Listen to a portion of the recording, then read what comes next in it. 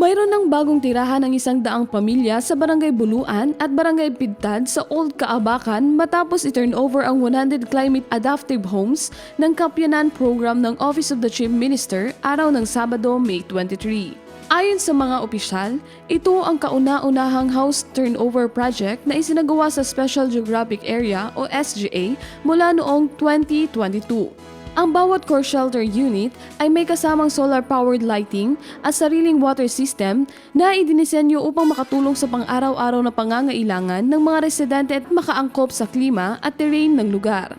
Ayon kay Kapyanan Program Project Manager at Assistant Senior Minister Abdullah Cosain, layunin ng proyekto na mabawasan ang kakulangan sa pabahay lalo na para sa mga pamilyang naapektuhan ng mga nagdaang armadong kaguluhan. Anya, malaking hakbang ang proyekto para sa mas ligtas at mas matatag na pamumuhay ng mga residente sa SGA.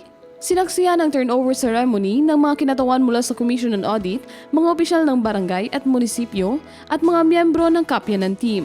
50 housing unit ang pinagkaloob sa Barangay Buluan habang 50 naman ang inilaan para sa Barangay Pidtad.